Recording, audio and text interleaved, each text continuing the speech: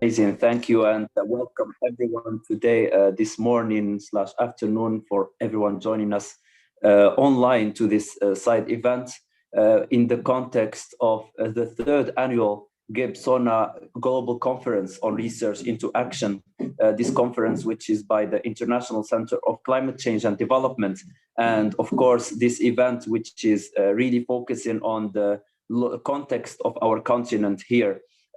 Focusing on adaptation and focusing on how we can scale up youth-led adaptation technology solutions in Africa. This event, which comes with this program, which is the Africa Adaptation Acceleration Program by the Africa Development Bank, as well as the Global Center of Adaptation. And we're pleased to have today this event to discuss about the program, share some success stories from people who have worked on adaptation, young leaders who have benefited from the program, and also to reflect about the adaptation situation in Africa and how we can scale it forward. And it's a pleasure for me to moderate this session. I'm Dr. Sadwakas from Morocco, North Africa coordinator of the African Youth Initiative for Climate Change. And we will be having a 90-minute session today. So thank you all for joining. Without any ado, I would like to start with the first segment, where we will be entertaining some opening remarks and framing remarks and presenting the adaptation program. So we will be having first Mr. Vice President of the Africa Development Bank, Dr. Kevin Kariuki, who is the Vice President on Power, Energy, Climate and Green Growth of AFDB, who has over 30 years experience working on energy, climate change and green growth. He's been working as an engineer as well before, and also has been leading the AFDB work on energy and climate. So it's a pleasure to have you with us, Mr. Vice President, and it's a pleasure to also give you the floor to share with us some opening remarks. Thank you very much, sir. Participants and panelists and colleagues, it is my pleasure to address you today at this session on scaling youth-led climate adaptation technology solutions at this third Gibsona Global Conference.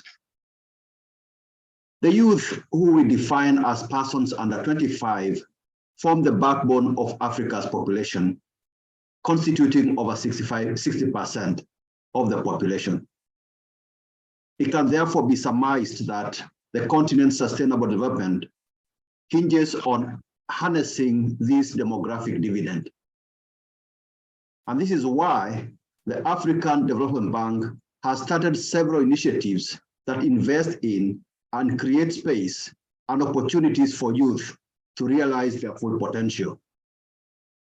To start with, under the Jobs for Youth in Africa strategy for the period 2016 to 2025, the bank has invested over $25 billion in 469 projects.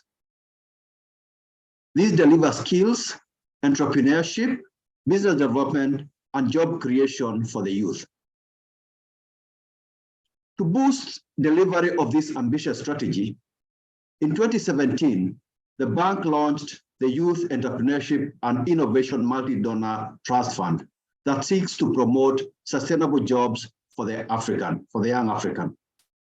The trust fund equips youth and women-led startups, as well as micro, small, and medium enterprises with the skills, financial support, and enabling environment to run commercially viable businesses. In the climate space, it is a fact that the youth are the forefront of climate risk, because today's climate action will directly affect the rest of their lives. This is why the bank seeks to harness the innovativeness and energy of youth to lead in adaptation action as part of our vision for sustainable development in Africa. This makes both environmental and economic sense. Thus, the bank, through the Africa Adaptation Acceleration Program, or AAAP as we call it, the Youth Adapt pillar to be specific, is preparing a new generation of youth that will anchor the continent's transition towards a green and climate resilient future while enhancing the prosperity and quality of life for the youth. And indeed, we put our money where our mouths are. Since the launch of AAP in April 2021, the Youth Adapt pillar has supported 2 cohorts of 35 youth-led enterprises. These enterprises, spread across 14 African countries, have received $3.5 million to drive climate action in sectors such as agriculture, waste management, renewable energy, as well as water and sanitation. They also receive mentorship for 1 year through the Youth Adapt Accelerator. The grants may not be huge, but they seek to inspire and support the productivity as well as the growth of climate adaptation-oriented businesses driven by our youth. Some selected innovations to date include drought-resistant seedlings that help farmers improve productivity despite harsh climatic conditions. Rooftop farming that is creating green spaces that contribute to the health of city ecosystems. And lastly, irrigation systems that are supporting year-round agricultural production. These efforts have not been in vain. The youth-driven enterprises and solutions are already bearing promising results. In less than 18 months, some revenues have gone up by 50%. Others have doubled their production capacity, while others are expanding to new markets. Moreover, 212 new direct green jobs to be precise, have been created by the youth enterprises, in addition to attracting new funding since joining the Youth Adapt program.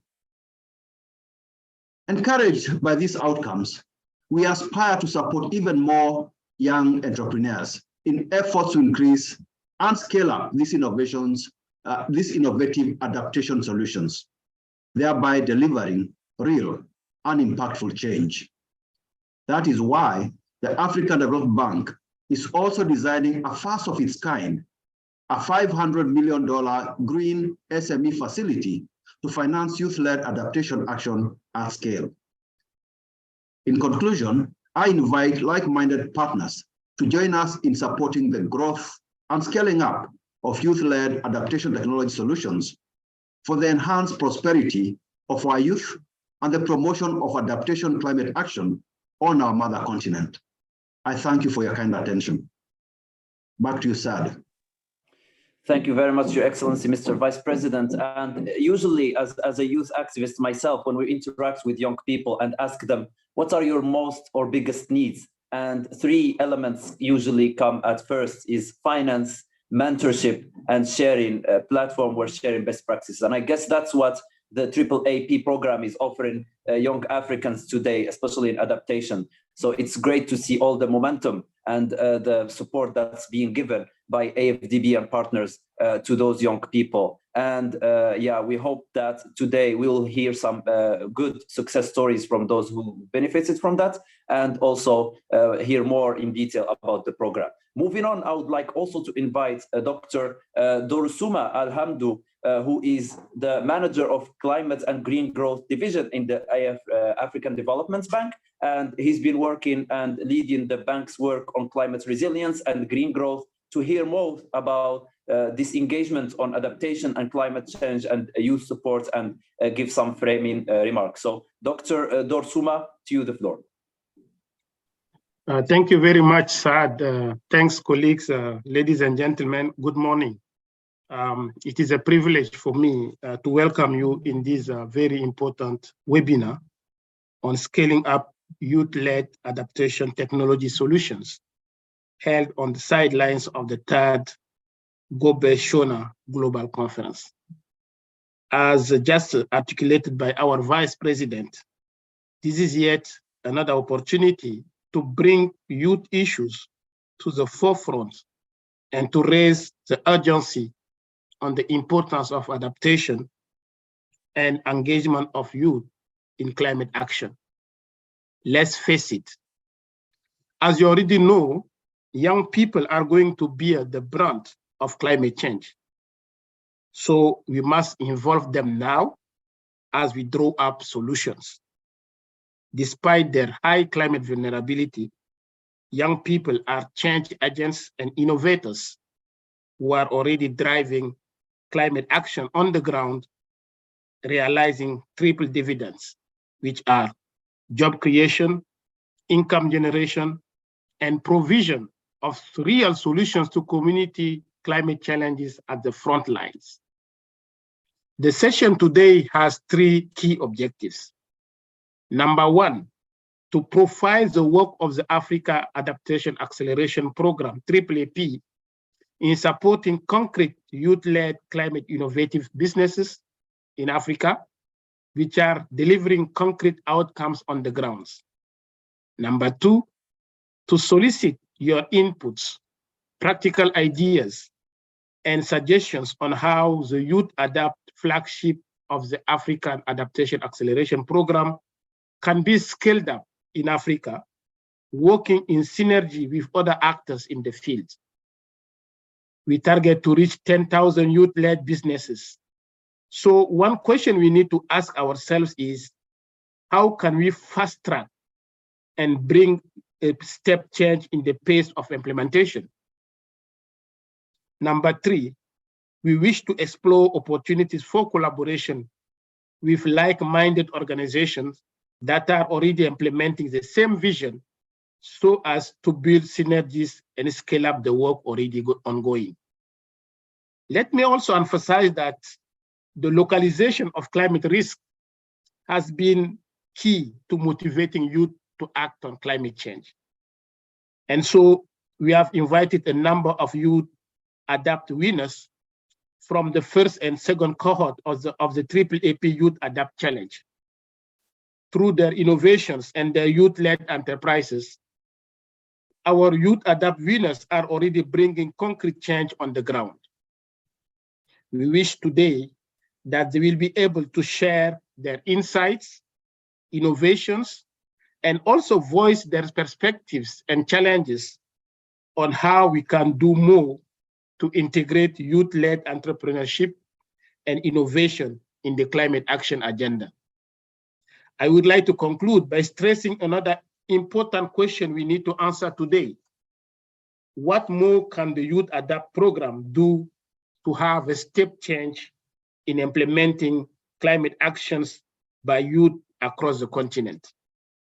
To answer this question, we are going to hear from youth program focal points from sister organizations such as UNICEF and Group Special Mobile Association, GSMA, who are running similar programs such as the Youth Adapt pillar on how we could bring these initiatives to scale and build synergies. Let me stop here by thanking you again for your attention, and I look forward to fruitful discussions. Back to you, Saad. Thank you very much, Dr. Suma, for the insightful remarks. And indeed, as you said, we will have the third segment, which is about the open dialogue, where we will get to spend 30 minutes with you all, the attendees and the young people who are present today, to hear from you and discuss and get your reflections about the program and how we can scale it up. So stay with us, and definitely we would love to hear your reflections and feedback and contributions to the AAAP program. And without further ado, so that we can move on to introducing our success stories and opening the dialogue, it's important for us to get more background about the AAAP and the Youth Adapt program. And in this context, I have the pleasure to invite Aramide Abe, who is the program lead of Jobs for Youth and Entrepreneurship at the Global Center on Adaptation, and who has been very passionate and active on supporting and engaging young people on adaptation and on entrepreneurship. So Aramide, it's great to have you, and I would love to give you the floor to hear more details about the program so far. Thank you, Dr. Sad. Good morning, everyone. It's great to see Doctors Kevin and Dr. Zalhamdu. I'm in the company of doctors. I feel very honored. I'm the program lead at the Global Center on Adaptation for Youth Jobs and Entrepreneurship, and I'm grateful to Gobishona and the African Development Bank for putting this together under the context of the AAAP, which Dr. Kevin has recently mentioned. I will be speaking to the overall program leading into some of the dialogues we're going to have today. I wasn't sure if my co-host is able to share their screen with the slides, or should I go ahead? You can go ahead, try from your side. Okay, apologies for that.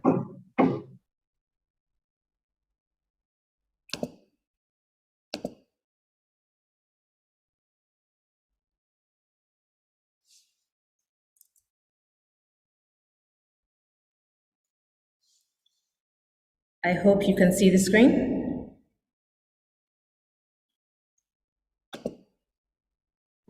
Yes, perfect. You can do the sharing mode. Yes. Now it's good. Okay, fantastic. Thank you. Very quickly, I will not take much of your time. As we know the stats. We keep hearing about the stats everywhere when it comes to job creation. So I'm not going to sort of focus on this too much, but as you can see, jobs are critical for Africa over the next 10, 20, 30, 40, 50 years. And so the AAAP is a great program to ensure that this mandate overall, not just even in climate sort of adaptation, climate, environment, jobs generally for the economy are prioritized. As you know, the AAAP, and for those who don't know, cuts across 4 strategic pillars. Being at the GCA, we focus across 4 key areas in terms of our interventions, and this is how we work with the African Development Bank to deliver under the AAAP program. I will zoom in on the 3rd pillar, which is the empowering youth for entrepreneurship and jobs in climate adaptation, which is under my purview. Here we're promoting innovation and inclusive growth for young people under the ages of 18, between the ages of 18 and 35 in climate adaptation and resilience. Our target really is to reach 1 million youth by 2025. Under this program, we have 2 main business lines and key focus areas.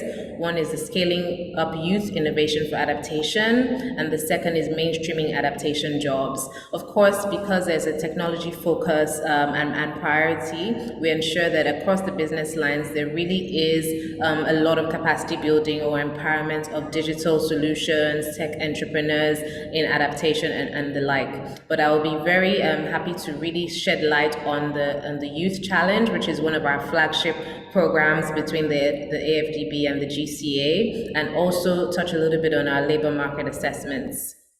In terms of the Youth Challenge, we launched this in 2021. It's been a success so far. We've been able to support 35 enterprises in total to date with grant funding of up to $100,000 each. So not quite small in terms of the amounts that we support compared to other programs if you look globally.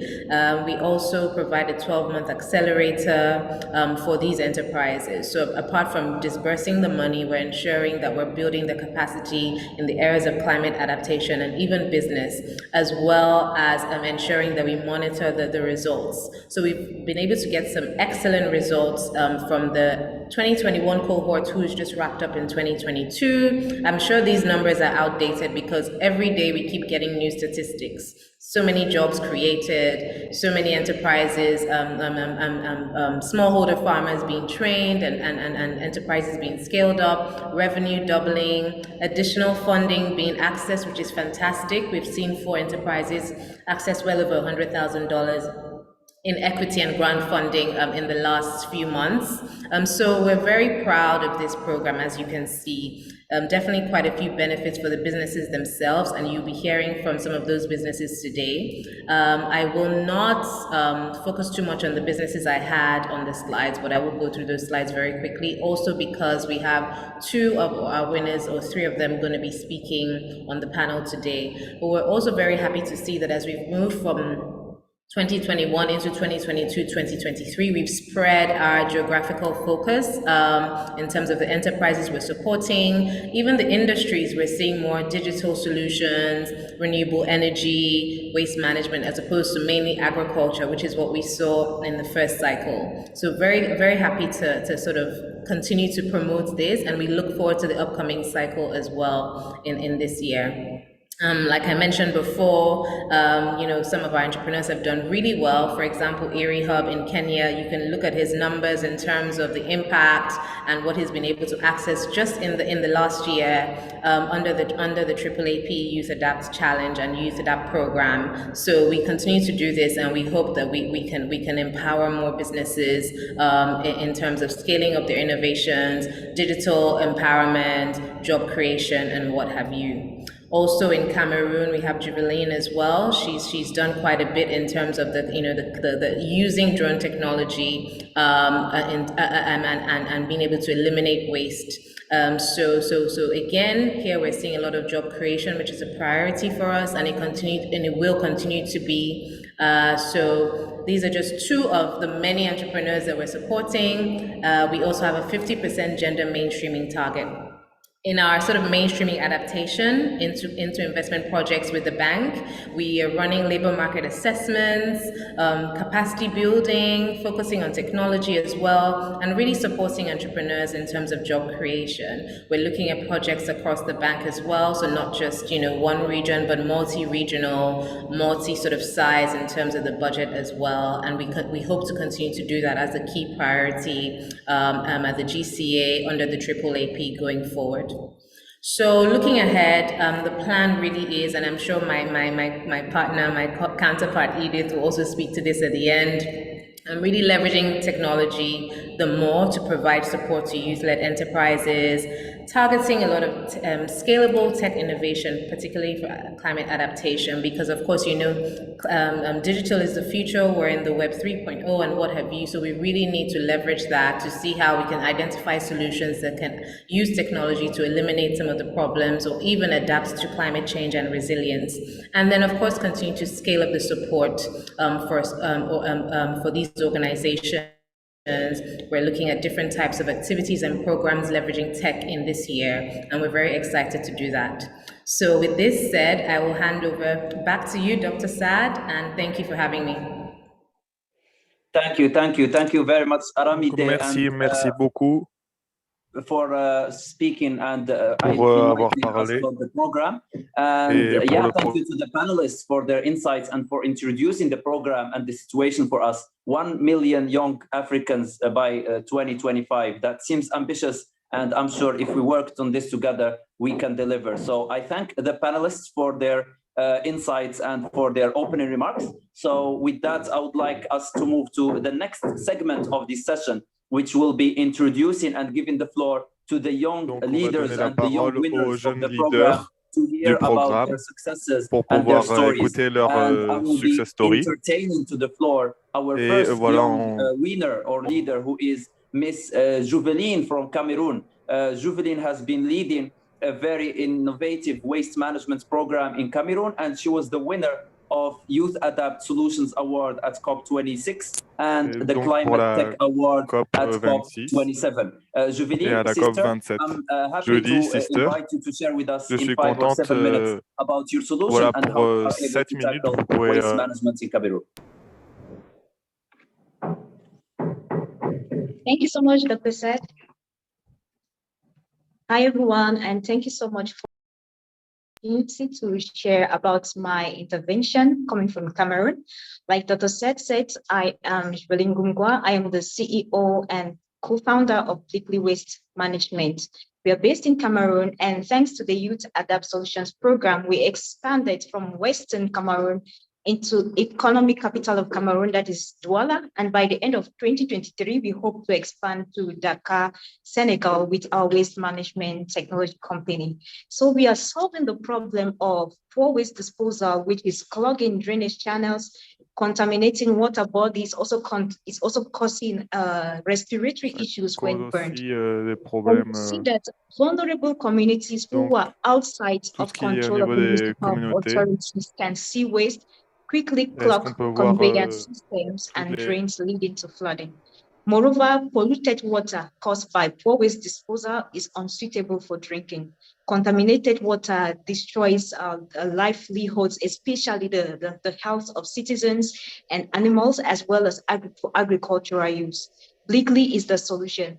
We are providing software for drones to quickly inspect poor waste disposal on physical sites such as drainage channels, waterways, and fields. And then we work with young indigenous waste collectors to collect the waste and properly dispose or sell to recycling companies. So our software guides drones along trajectories that finds poorly disposed waste from the collected images and outputs reports, providing early warning to issues such as flooding, water contamination, and respiratory issues caused by poor waste disposal. Moreover, we are providing an on-demand waste collection and recycling services through our mobile technology, where households and individual owners of waste can sell their waste through our digital platform. In addition, we are providing socioeconomic empowerment of vulnerable communities, where community members are trained on how to segregate their waste with hygienic standards. And we are also giving training to young Cameroonians on how to collect waste, which they can process into new consumer products, or they can sell the waste to recycling companies. Thanks to the Youth Adapt Solutions program in 2021, we have been able to train 300 young Cameroonians who work either part-time or full-time with us to collect waste. This is creating jobs because when we train young people, they become technically competent to train additional people, and it's creating jobs for young people, especially young women in Cameroon. And Bleakly is a startup that is made up of 70% of women with strong industry expertise. In addition to the creation of jobs, the Youth Adapt Solutions program that is sponsored by the African Development Bank and the Global Center for Adaptation has helped us to expand from the Western Cameroon into the economic capital of Cameroon, Douala, where we see a lot of flooding, a lot of water contamination caused by poor waste disposal. We have been able to establish our waste processing factory in Douala. And like I said before, we hope to expand to Dakar, Senegal by the end of 2023. And my recommendation or advice for international organizations and donors is that we should continue providing additional funding for young entrepreneurs who are in climate change adaptation sectors so that they can continue to expand and scale the solution, just like the GCA and African Development Bank has done for my enterprise, Bleakly. Moreover, incubation, acceleration programs like that which we went through the Youth Adapt, we went through 6 months plus mentorship sessions on marketing, on operations, on how to scale our business. This has been very, very beneficial for us. And my recommendation or advice is that international organizations should create additional programs like this that has been done by the GCA and the African Development Bank. So before I want to conclude, I would say trash is treasure and garbage is gold. And if we could properly segregate our waste, so much good can be derived from it. There'll be no flooding of urban cities caused by poor waste disposal. There'll be no water contamination. There'll be no respiratory issues caused by waste that is burned, and there'll be no carbon emission caused by gas-driven trucks. All these contributing to climate adaptation and resilience. Thank you so much for your attention. Thank you, sister. And indeed, waste is a really valuable resource if we know how to use it. And it's really powerful what you said about young people going there and training and building the capacity of your other young people, especially women.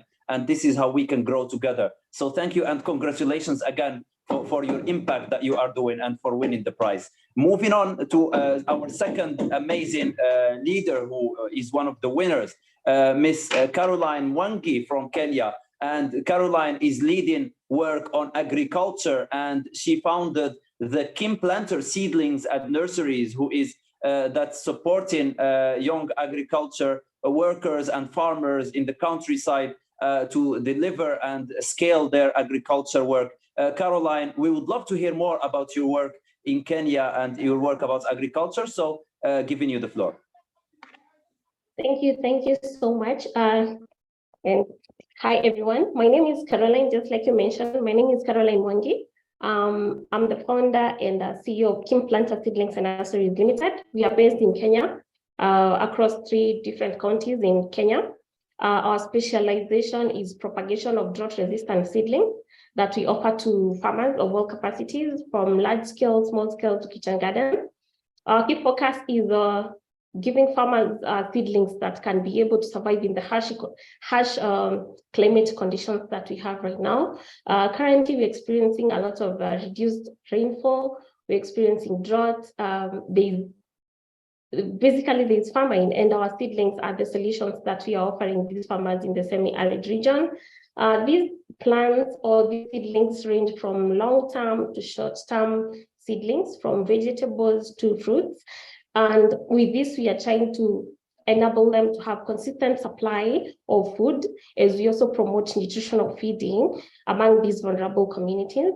The immediate impact that we have felt is, especially after the Youth Adapt program, because this has really facilitated our research department, where we are able to bring in more varieties that are adapting to these low moisture content environments, to these dry conditions. We have really increased our varieties, and what we have seen, the real impact that the community has felt immediately is food production, definitely. Also, we are seeing a lot of direct and indirect employment and engagement in decent, productive activities.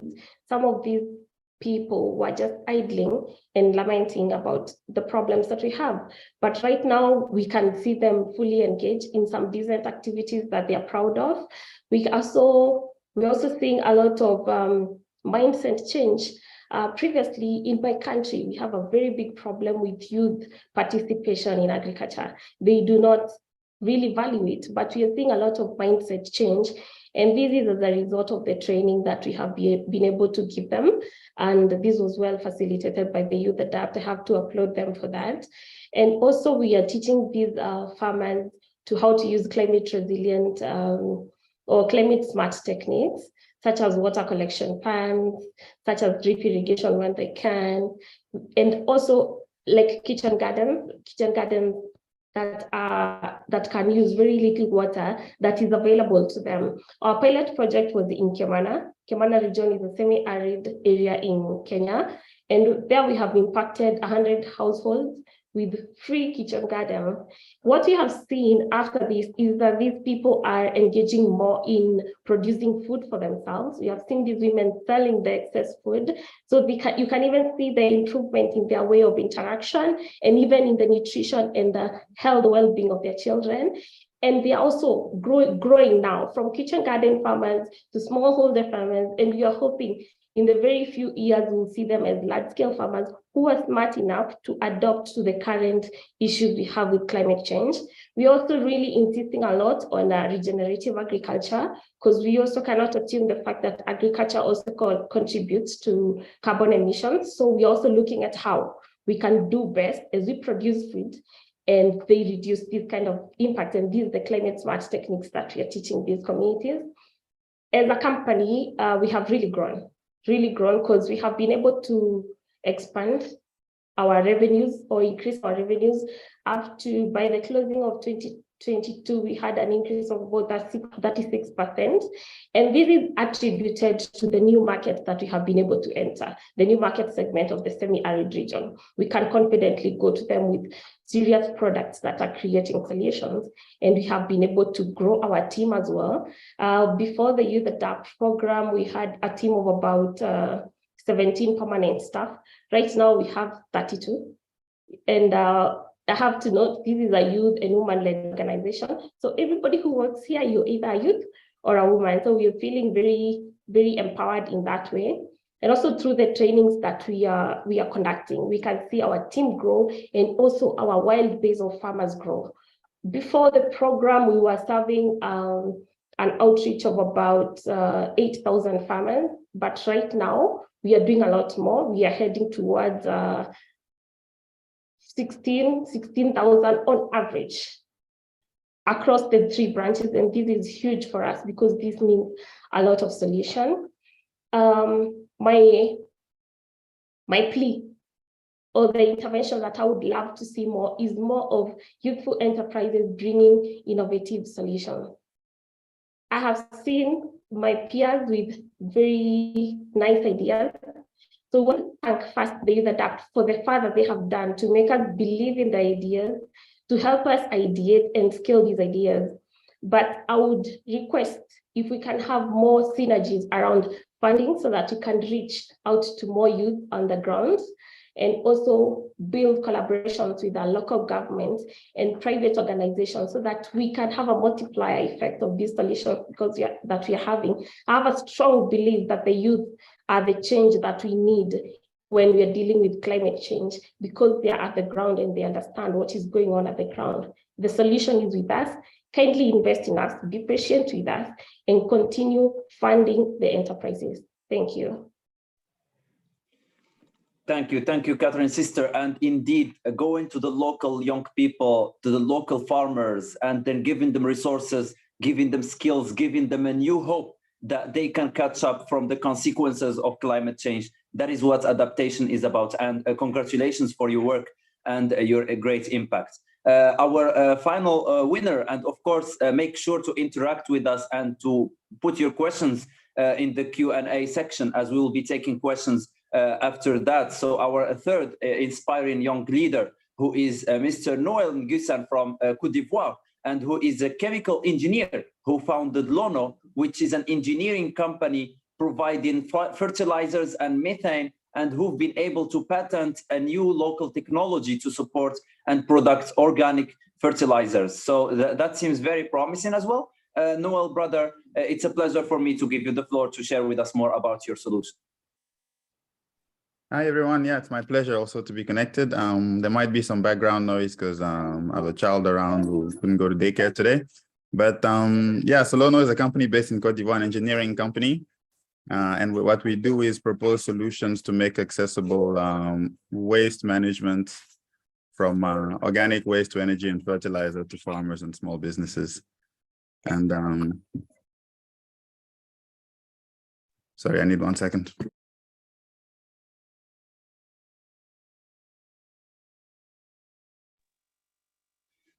No worries. And as we wait for Noel, you can also check the Q&A, and I see some questions already. Back to you, Lon. Yeah. Yeah, and I mean, the main thing is everyone knows the potential of organic waste, but there was never really the right solution market fit because of the low purchasing power of farmers, but also the business model to scale it. And that's what we try to do with local technology, but also implementing industrial projects to convert organic waste to energy and fertilizer. And through this program, we're a commercial company, so the main thing is earning more than we spend, but the environmental impact of what we do can also lead to additional revenue and so on, and even to additional funding for scaling. So that's where the adaptation impact needs to be objectively measured and put to the forefront almost equally to the financial gains and generated by what we do. And through the Youth Adapt grant, I mean, we just were recently awarded, so we're just starting the program. But so far already, we're getting the first benefits with the support and also assistance to structure what's the right sequence, for scaling and the right path to achieve the impact. Because the biggest challenge is the low income of the end customers where we can have the most impact. So the smallholder farmers, 2 million in Côte d'Ivoire alone. So that's not even looking at the rest of the countries. And some of the just basic logistics challenges of reaching them physically with the physical product, since we're not dealing with software in our case, guaranteeing after sale service. So these are real challenges that we had to face over the years to introduce this kind of products on these markets. That led us to diversify and to reorient some of our strategies. That's why we now operate the organic fertilizer facility, and we in the advanced development stage of a biomethane facility to supply industry. But the raw material for both of these come from small farmers and small SMEs that process agricultural produce. Adaptation, in our case, what we see really on the ground, if I look at what is the seasons that are changing, yeah? The seasons that are changing, so making farmers better able to resist these changing seasons is where the soil fertility, soil carbon and organic matter really has a big impact. There's a lot of R&D also that is needed. Like we have our own lab for soil analysis and biomass analysis because you need research for the context.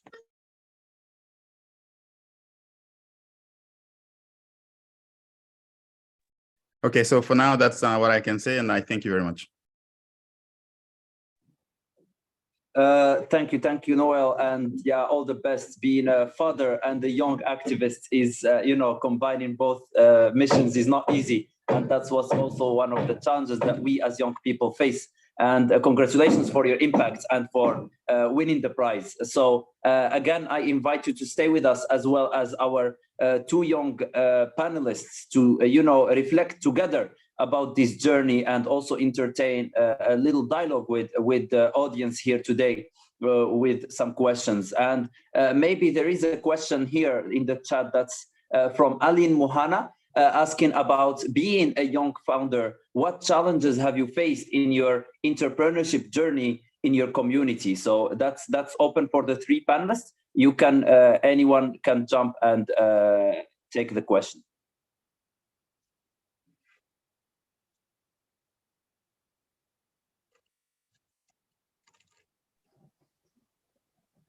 Okay, I'll go. Go ahead. Okay, so for me, the biggest challenge so far has been financing. Yeah, because I would say in the last decade, there has been, I would say, little or no financing for climate change businesses. But recently, there has been an inflow of financing into Africa, especially for climate tech companies like myself. It's been really challenging in getting the financing for our tech business. That's the greatest. And the second challenge is this issue of, I'll say, the Africa free trade continental, all of this about marketing within Africa. It's really been a big challenge because expanding into a new country, you need a lot of work, a lot of paperwork. Sometimes you may not be approved, you may be approved, and it's really been a big challenge for us. Yeah, thank you.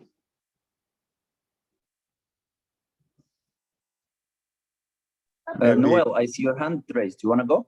Yes. Now, in my case, there's been first of all, entrepreneurship is kind of a job in itself, right? I mean, and that was a bit new for me as a chemical engineer.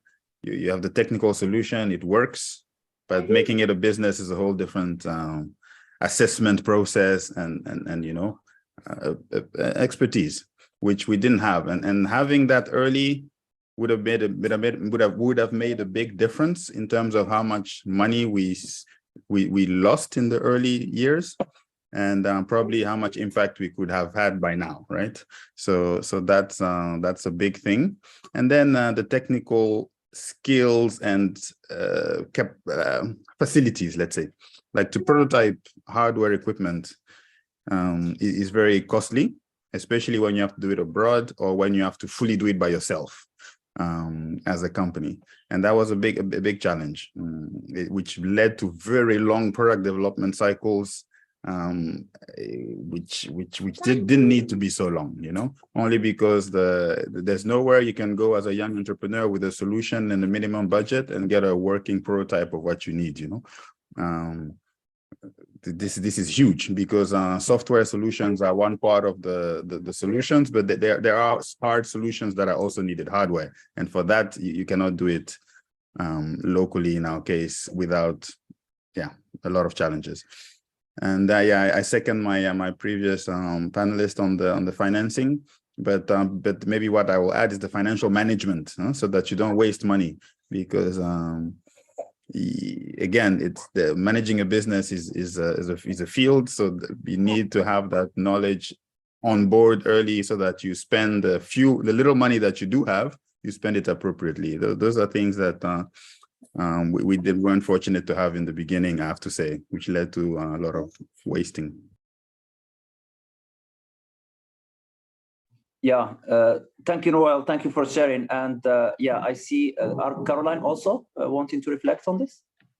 Yeah, I would like to add on to what my fellow entrepreneurs have said. The challenges that I have seen with myself and my fellow young entrepreneurs in my country, part of them is moving the concept from ideation to innovations that are scalable or that are giving practical solutions.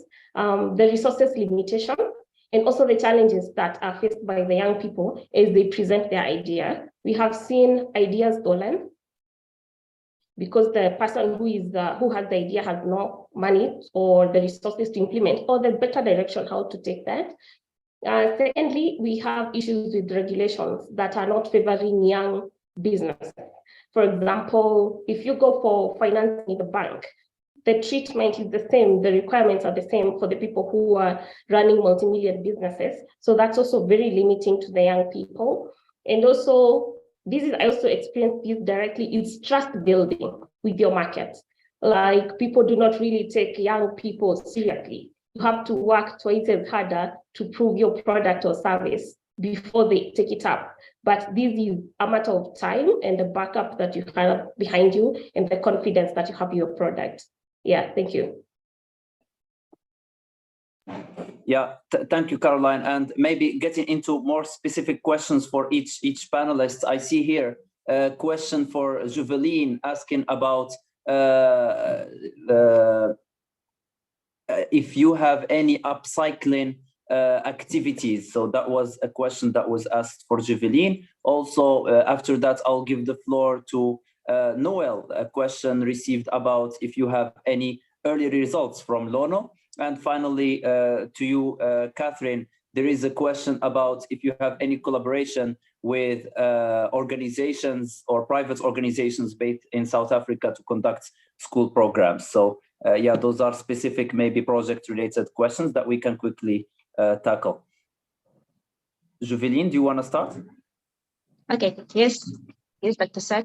Yes, so we do have upcycling activities. Like I said before, we have a program, a socioeconomic program, where we train young people on how to recycle or upcycle waste into new products, consumer products, either into energy or into other household products. So what we do is that we set up micro franchise units in communities. We train these young people on how they can recycle this waste into new products. It's like a kind of making them entrepreneurs where they can start their own recycling businesses. So when we train them, they can produce this new product under our brand name. So that's how we do our upcycling, by creating the micro franchise in different communities so that it can be replicated in a large scale. Yeah.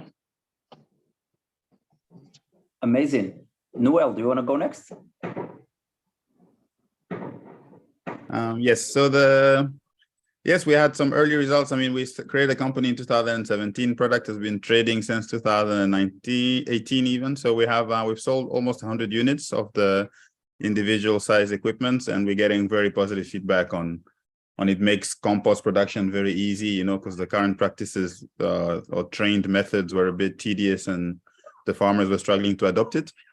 So now with this one, at least they find it much easier, and the product quality is good in terms of agricultural results, but it's still the cost of acquisition that's the challenge. So where we're working hard is how to allow the farmers to pay back for the equipment over a longer time, while us being properly financed to continue our activities, you know, since we're not a financing institution ourselves. So that's the challenge of the equipment and where we are now. We're now developing also a pay-as-you-go model for the larger biodigesters, where clean cooking gas can be delivered to areas, but on a pay-as-you-go basis. So these are the first sites are being installed, and part of what we hope to do with the grant is scaling that aspect of it. And in terms of industrial biofertilizer production, having very good results with the price-quality ratio. So right now we are, I mean, objectively, I think the best on the market, and from that angle. And we're working very hard on the assessment of the actual impact in terms of carbon storage in the soil and these other co-benefits, you know, of organic fertilizers. Yeah, that's what I can say for now. Thank you. Amazing. Thank you, Noel, for reflections. Maybe Caroline? I'll answer his question about private organization collaboration. Currently, we don't have any collaboration with any private organization in South Africa, but we have a program for schools here in Kenya. We call it Tunalima Young. So we're going out to schools, primary schools and high schools, where we're establishing kitchen gardens with them. The main objective of that program is to have the mindset change for these children, for them to look at agriculture and understand the environment much better. So this is something we're already doing. We're doing the mentorship, we're doing the training, and we're doing the implementation here in Kenya. In South Africa, if there is an organization that is interested to have us on board, you're free to contact us and we can definitely collaborate in your country. Thank you. Amazing, amazing. Thank you, Caroline and Catherine. And indeed, to be in touch with them, you can connect with them right now, or also in the future, share the contacts, and then for any potential collaborations or support with our young winners. Maybe a final question to also conclude and move forward to our final segment, which is the reflections on how we can make this better. So there is Heidi who says, how can this program facilitate joint partnerships with governments to enhance long-term sustainability? And here I want to make a bigger question about what more can the Youth Adapt program do to have a step change in implementation of climate action by youth across the continent. So for you, what more can be done by the program to support you?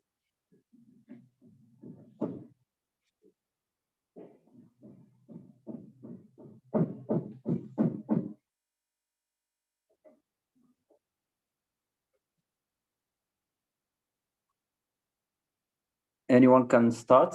Yeah, so then I propose to start. Go ahead.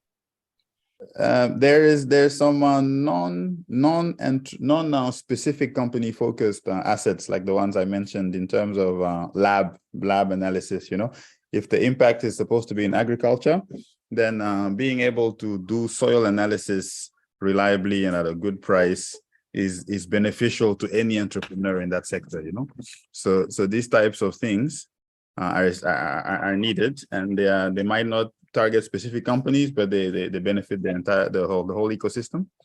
And in terms of hardware also, you know, either through technical universities or other types of partners, introducing facilities to prototype would also be beneficial. Amazing. Thank you for sharing, Noel. Any other reflections? Caroline, is that an old hand or you want to take the floor?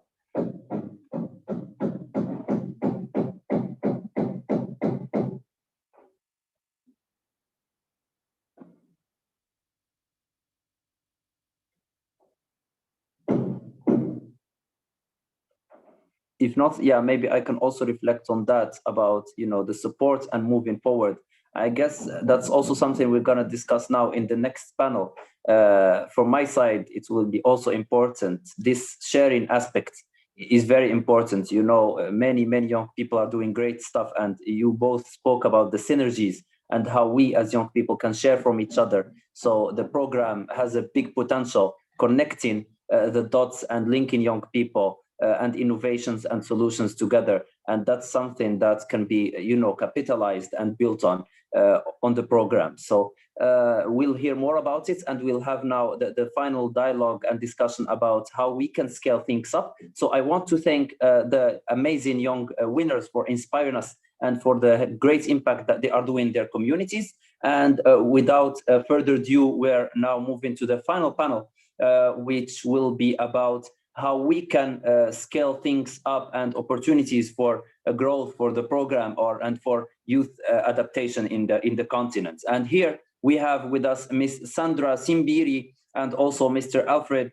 Asiko, who will be joining us in the panel. And I would like to start with you, Sandra. You are, of course, working in Kenya as the program specialist of Generation Unlimited in UNICEF. And I see that you are very passionate and engaged on youth engagement, and you've been leading the Generation Unlimited which is a private, public-private youth partnerships working to empower and engage young people. So we would like to first hear from you some reflections. And so the question is, what opportunities exist to collaborate with the Youth Adapt program from your experience?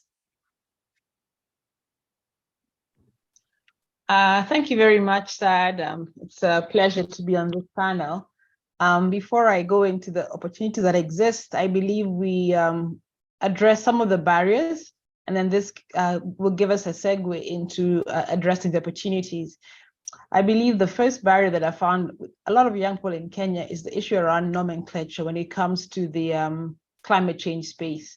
We have so many words that we keep hearing about: climate action, climate change, carbon credit, carbon emission, green economy, climate risk. And for many young people, this doesn't really in any way make sense for them or resonate to them. And then that begins to create barriers for entry for young people to really have impactful change around the area of climate change. So one area of collaboration that I see that Generation Unlimited can offer is really unpacking some of this terminology and making it very easy for young people to understand, one, what does this mean? And secondly, what are the entry points for young people? Within UNICEF, we have an SMS platform that we have close to 150,000 young people who are enrolled. And if you look at this number of young people who are able to get access to unpack what this word means, how a young person in a rural area can begin to understand how climate financing or carbon credit will impact them, and how can they be engaged within this space, then you begin to really have scale or transformation at a larger scale. So that would be one area that I can very easily see potential for synergy and being easily able to scale beyond what we would say urban areas, but to really include a larger pool of young people. If I believe we mentioned targeting, is it 10,000 or 100,000 youth-led businesses?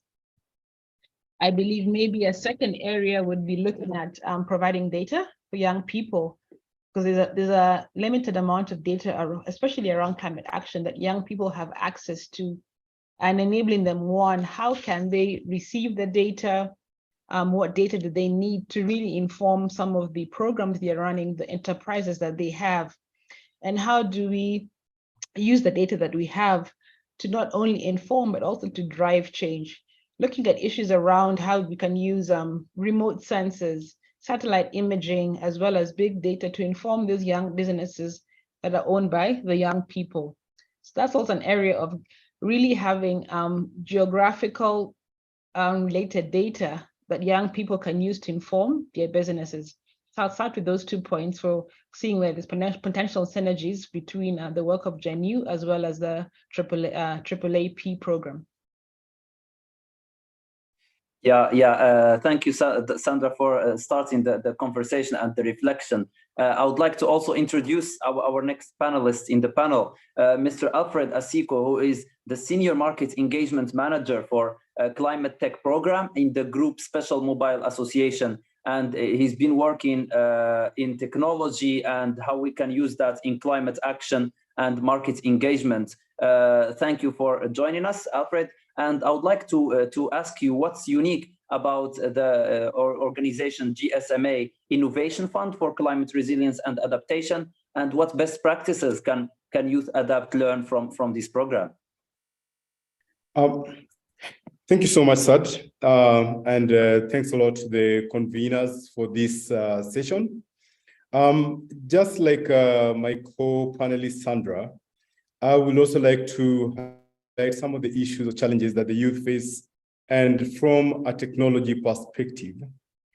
Before I go into that, let me say that the GSMA is a mobile association ecosystem where we bring together mobile network operators and the adjacent ecosystem of technology firms. Now, one of the challenges that we've seen over the years is that there are technologies out there, especially the frontier technologies. Some of these, most likely we've all encountered them in conversations or on media, such as IoT, Internet of Things, AI, artificial intelligence, blockchain, and many others. but then they remain a misty kind of space where people could leverage or individuals could leverage to unlock their power. So the opportunity that exists where we are and from a GSMA perspective and what we do when we engage with the youth, when we engage with the community, is to support them to understand this technology and also help them to unleash the power of technology so that they can leverage this on the various initiatives they have to scale and also to help the community transition into carbon neutral and net zero communities. Now, just as you've said, Sad, we also have an innovation fund. These are grants that we give to startups, youth-led, women-led, and a majority of them in the LMICs, Africa, Asia, and other parts of the globe where described by the World Bank as low and middle income earning countries. What is unique about this fund and what is also presenting opportunities to the youth within the space we are discussing today is that this fund, one, it focuses on projects that enhance resilience and adaptation within startups and with good focus in Africa. It leverages on technology to help them scale the projects that they are working in. And the good thing also, just as I said, focus is in Africa, so there's very good opportunity for them or for the players or the youth-led organization from Africa to look into this fund for consideration and for support. The other good thing about this fund and unique thing about this fund is that we are not just giving the funds. We also package it together with technical assistance because we realize that the youth, just as we know, freshly from college and from whatever they've been to, there's a lot that is required. There's a lot of gap that needs to be addressed when you give them funds to scale. And as the businesses or startups or the ventures they are in scale, there are quite a number of skills that are needed in the implementation, in the operations. And so these are some of the technical skills that we also package together with the fund and help them to understand that ecosystem for entrepreneurship and also assist them by hand-holding and helping them walk to the next level. So for that, I'll leave it there for the next question. Amazing, amazing. Thank you, Alfred. And indeed, thank you also for reflecting about the different challenges, maybe from your perspective, that young entrepreneurs and actors in the continent are facing, from technological access to other skills and resources that are lacking. And here, maybe I would like to push the discussion to ask you both, what could be the three most urgent policy, legal or regulatory issues that could be fast-tracked in order to enable youth entrepreneurs in climate and adaptation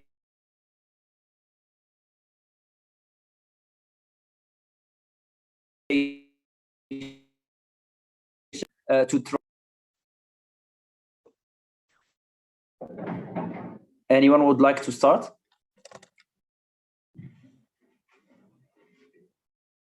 This is okay. Go ahead. Go on, Sandra. Sorry.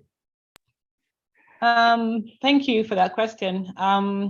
My recommendation would be to looking at around affirmative action funds for young people, especially those involved within the climate space. A lot of time, some of the young entrepreneurs, innovators that we've supported with the Generation Unlimited seed funding are unable to get their product on the shelf because of the numerous permits that they're required for them to have. So one, affirmative action whereby maybe young people there's a tax exemption or rebates for these young enterprises that are able to allow them to easily access the market. So either through some kind of certification that will exempt them from that. So expediting that policy or putting that policy in place would enable so many more young people to really, one, not only have their businesses sustainable, but also provide that platform and pathways for them to sell their products and create and support that circular economy. I believe a second one would also be really providing safe spaces for young people, especially those involved in waste management, A lot of the teams that we have supported around the waste management sector work in very difficult conditions where they are either collecting or sorting the waste. These conditions are not conducive, one, for women or people with disabilities to work with. They don't even have the requisite material or safety gear for the sorting and the collection of this data. So really putting in place policies that encourage, one, either safe economic zones or land masses that enable young people to work conducively and safely to grow their businesses, or setting aside pieces of land that will allow for the waste sorting, waste management, waste recycling that will really support young people involved in these businesses. Over.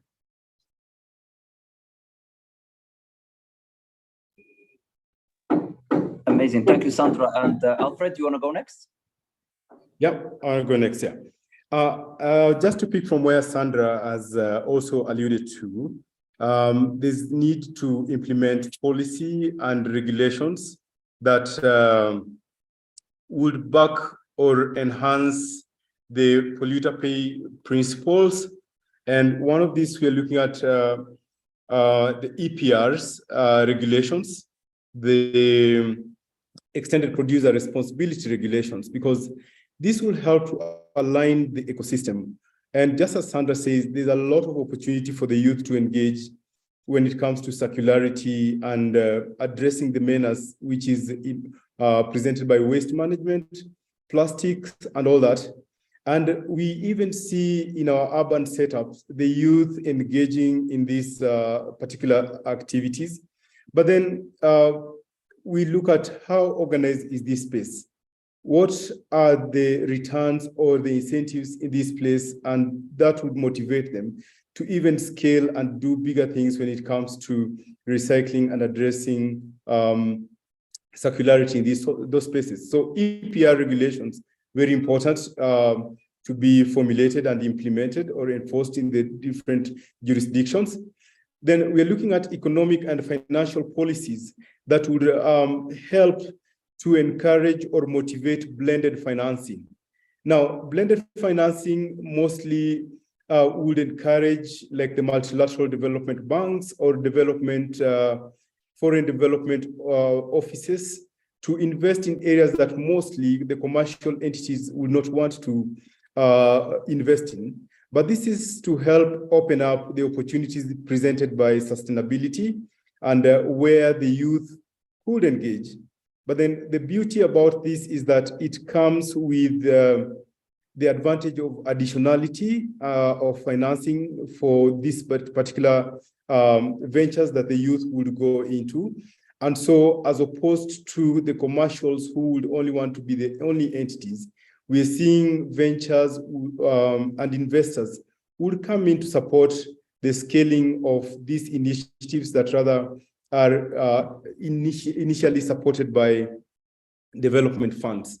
We are also looking at the same economic policies where it would motivate local engagements and local cottage industries and production lines that the youth would want to venture into. Sad, I'll leave it there for now. Thank you. Amazing, amazing. Thank you, Alfred, for the reflections, and also Sandra, very insightful points speaking about the need for more support, more funds, and more policies to facilitate an engaging and positive ecosystem for young entrepreneurs in the continent. I'll pause it here and direct messages to the audience who are joining us today. You can also interact with us, share with us also in the chat or in the Q&A. What are your takes? How do you see we can move this forward? We can scale this up, and what maybe other policy recommendations do you think are essential? And also what roles can we play to improve the entrepreneurship, youth entrepreneurship, climate entrepreneurship ecosystem in the continent? So feel free to engage in the chat, also to ask questions for Alfred and Sandra in the questions and answers. And moving on, Alfred, you spoke about the role of multi-development banks and funds. And here, I would like for us to reflect about what unique role should the AFDB and the Global Center of Adaptation play under the AAAP partnership in facilitating the youth entrepreneurships movement in climate change and adaptation, so that we make sure those solutions are can be scaled up? So do you want me to go first? Yeah, go ahead, Alfred. Okay, thank you. All right, so looking at the multilateral development banks and the role they could play to help the youth scale the ventures they are in, one thing that we've noted is that the criteria for qualifying various initiatives that actually are run by the youth becomes very difficult for them to qualify and provide some of the documentation or the qualifiers needed by the commercials. And so there's need for the multilateral development banks to come up with the facilities that will make it easy for the youth ventures to access the same, to scale and to grow the ventures or the initiatives they engage in. So that will be very important. The other thing that the multilateral banks could do is mentorship stroke training. And third, one thing, as I said earlier, and one thing we note is that while the youth have the willingness, they are motivated, they are fired up to go into these areas, it is also a reality that if you've stayed out here in the corporate world and if you've worked with government, you know, there's a lot that is needed in terms of skills, in terms of understanding the ecosystem, how it operates, talking about how do we facilitate collaborations with partners so that their reach could even be wider, but also connecting them to various opportunities that are out there. So multilateral banks could help the youth with these spaces. One, facilitating collaborations and partnerships. Two, trainings and mentorship, and also pointing them out to opportunities for additional funding. Just as you said, if they are funded by development funds, can we open this for blended financing to help them scale? So I think those three areas are very important for the multilateral banks to consider and open up for the youth-led ventures. Thank you, Alfred. Maybe Sandra, you want to share from your side, and also more specifically, if there is anything that the AAAP program also can do to scale up the work as well. Thank you, Saad. I'll borrow from an example of one of the programs that we are running. In the last cohort we worked very closely with one of the state departments that has youth centers nationally. And this one served to bring together both the work we were doing, as well as the government, as well as the private sector. And so in the previous year, we had managed to maybe reach under 100, but in this cohort, we were able to reach over 600 young people because of working through at a county level, working with a government that had a national footprint, and using the existing structures that they had with their youth offices and the existing offices that they had at a county level. So I believe the benefit would, one, bringing together the private sector, the public sector, and young people, and reaching them where they are, so that you're really enabling them to have access and solutions within their context. Because more often than not, when you provide mentorship, incubation, there's a level of either traveling to a location that removes young people from the enterprises that they're running. When you provide the mentorship, incubation within their context, then you're really able to have localized solutions that are scalable, as well as strengthening the existing systems and structures within the government. So there's really that role of playing, bringing together those three sectors that will enable them to achieve scale at a much larger numbers. Thank you. Amazing. Alfred, do you want to add something? Yes, I wanted to point out something, and this is motivated with what Sandra just said. And when this comes to collaboration and partnership.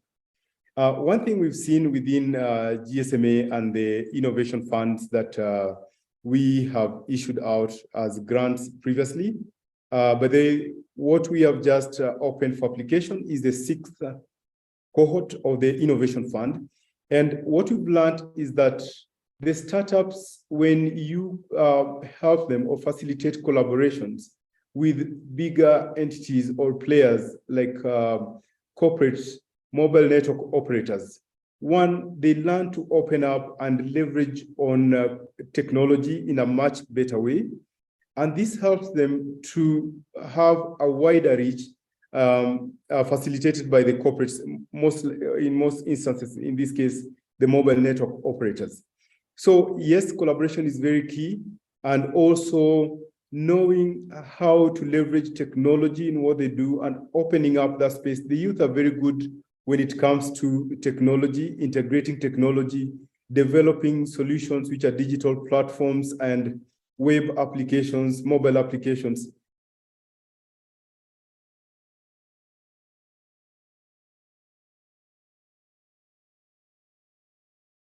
These ventures are led by the youth. Thank you. Amazing. Thank you, Alfred. And indeed, collaborations are a very essential key action for us to, build synergies and work together to push this forward and to support young people. I'll take a few seconds, invite the audience who are here with us today. If we have any questions, please share in the chat as well as in the Q&A, and I'll see if there are any questions from the audience. If not, I would like to maybe conclude with my final question. I'm just taking a moment to see if we have any questions from the audience here. If not, I guess, yeah, my final reflection here would be that, these kind of programs are mainly targeted for youth. And so here, my reflection would be, how can we make sure that this responds to youth needs, and that it's tailored to youth, expectations, and how can we make such programs so that, it responds to what young people want, and really, how can we include the role of youth in that, not as a beneficiary, but as a shaper for this program. So I would like to see if there are any reflections on that sense. Thank you, Saad. That's a very good question. And it really speaks to a lot of the heart of what we do at UNICEF as well as Generation Unlimited.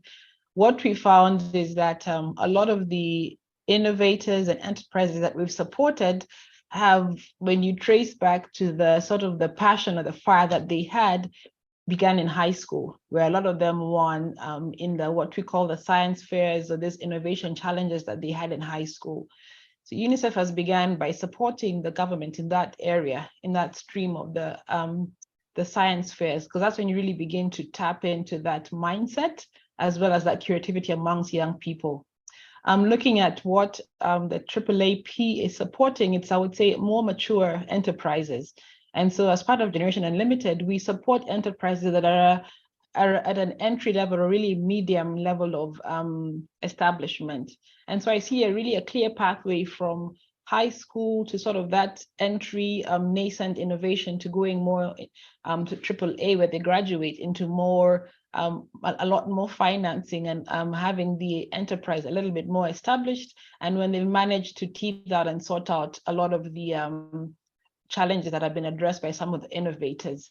So that real clear pathway from the high school on to beginning the innovation and your enterprise, and then graduating onto what AAAP is offering, begins to really offer that not only feedback from young people, but you're nurturing that climate action through this whole pathway from an early stage, so that you really begin to have a discourse that is sustainable and creating a cohort of young people who think at things very differently.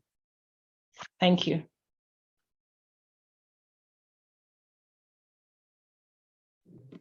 Yeah, thank you, Sandra, for the reflection. I don't know if you have anything to add, Alfred, from your side, or there is another question that we can also reflect on. Go ahead. Thank you, Saad. What I would like to say from my end is that one, technology has presented a very good opportunity for the youth to engage in, to leverage and also open up new opportunities, grow what they're doing, and they are as dynamic as the technology itself.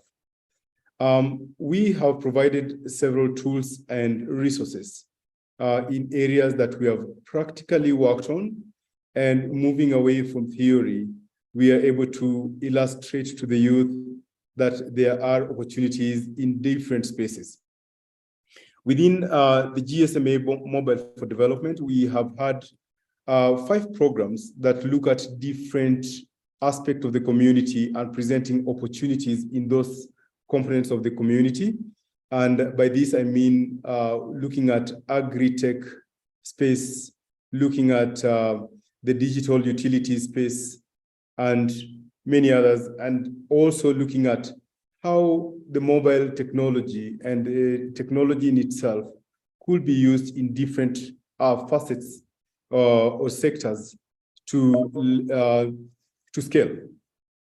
So there is a lot that we can do together with the youth. We are open to sharing these technologies and sharing these tools and resources for those who reach out.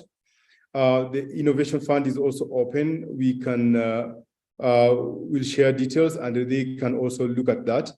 But I will still go back and say collaboration is key in helping the youth. Mentorship is key in supporting the youth to scale. And we are ready to work with AAP, the African Development Bank in this space, to offer mentorship, to offer training, especially in the technology space, so that the youth can understand some of this frontier technology and the opportunities that they present. Thank you. Thank you, Alfred. And for all the attendees today, as you said, collaboration and joint work is key. So make sure to, again, check the recording in the YouTube channel and also the Global Center of Adaptation and AFDB social media, where you can find the contacts, the names of the speakers, and try to reach out to make future connections from your side if you're interested.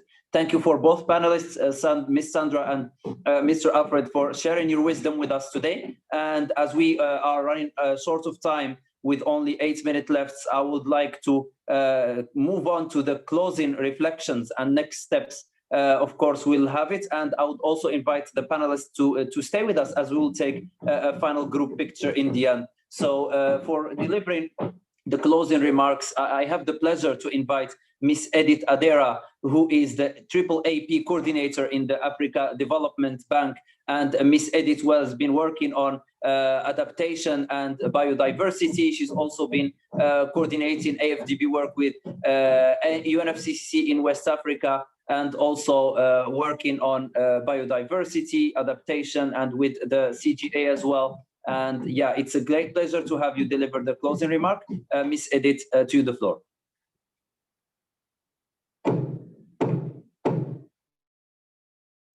Thank you very much, Saed. I've had to be a little bit creative and try and join the meeting with 2 devices, because my main device has a camera problem. So I will just soon switch off my camera, just put it on for people at least to know who's speaking. So I will just switch off now. So I'd like to indicate that this has been a very interesting session. A lot has come up, and we really appreciate what has come up so far in the discussions, from the opening plenary to listening to the entrepreneurs, as well as the dialogue with some of our like-minded partners. So allow me to give a bit of my reflection on what I think was a very, very rich discussion.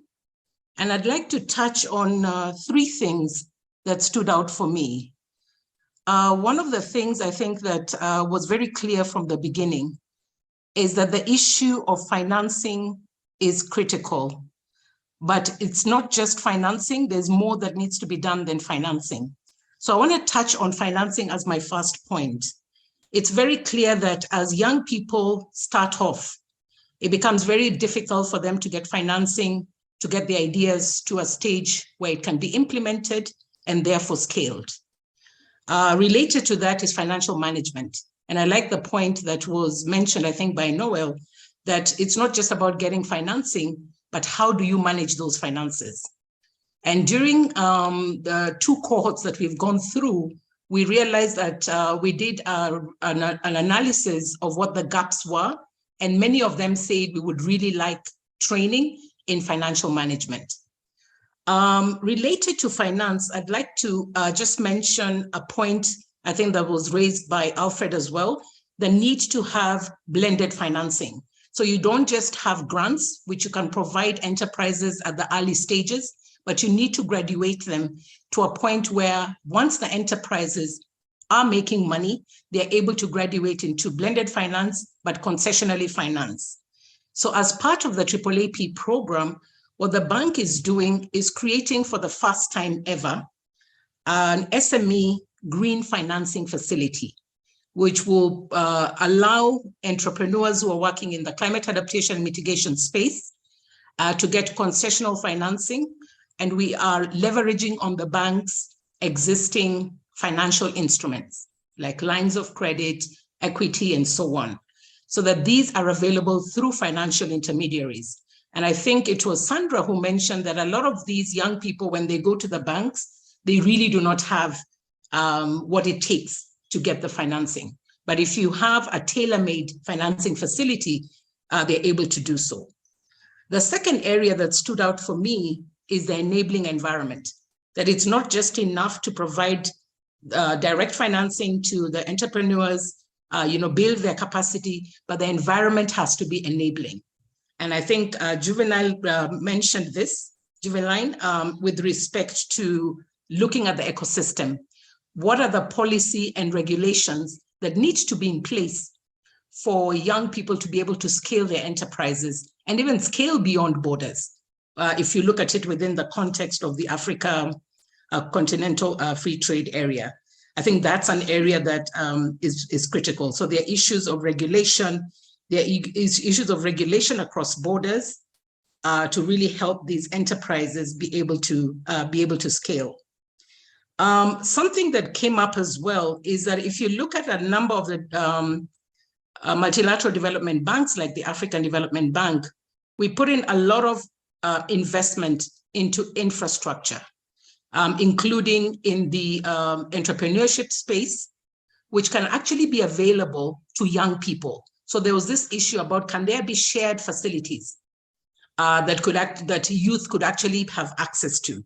And a number of the entrepreneurs gave examples where they could collaborate with stakeholders in the private sector, they could collaborate with government and really use existing facilities, whether you need it for software or hardware. So looking at shared facility and really building on the enabling environment. One of the unique things within the Youth Adapt program, like Aramide had mentioned, we focus also on the enabling environment. What are the bottlenecks for that are in place when it comes to building green entrepreneurship? And how can we remove those bottlenecks? So we do provide that analytical work and then work with governments to actually identify solutions, whether they are policy-related solutions, there could be regulation, there could be legal solutions that could actually unlock some of those barriers for youth entrepreneurs.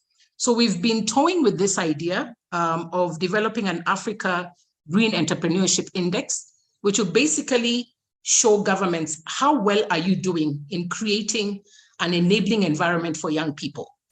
And look at different elements. So we've been having this discussion with the Global Green Growth Institute to actually put in place an Africa Green Entrepreneurship Index, which will be rank governments on a yearly basis. And it will have a simulation tool that allows governments to go in and see why is it that they are ranked the way they are, what could they do to make the enabling environment much better.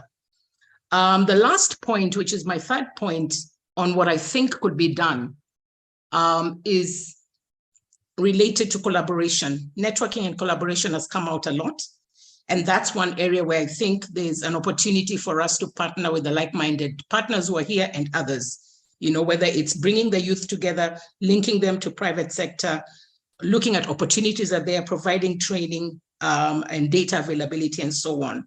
So those are the three reflections. And I'd like to close by really thanking our speakers, Dr. Kariuki Alhamdu, the youth entrepreneurs who spoke today, as well as our partners from UNICEF, as well as from GSMA. And to Syed as well, thank you very much for an excellent moderation. In terms of the way forward, we will be having a blog that will come out of this session, which we will share. And we will also this year be launching another 20 youth enterprises focusing on the frontier technologies. So thank you very much, everybody, for joining. It's been a very interesting and stimulating meeting, and I'm sure we'll have an opportunity to follow up on areas of collaboration. Thank you very much. Thank you very much, Edith. Thank you very much. And thank you all the participants and audience for attending and for also interacting with us today. Thanks again to the speakers and to the young innovators, and congratulations to them as well. It's indeed so much efforts that are being done by different stakeholders making this happen. And as Edith said, there is even more to be done to reach future milestones. So we keep looking up and looking forward for future engagement with the program and with different actors. With that, I have the pleasure to conclude the session. And thank you all for attending. And I would like to ask the speakers to activate their cameras for us to take a quick group picture. And yeah, for the audience, thank you very much for attending.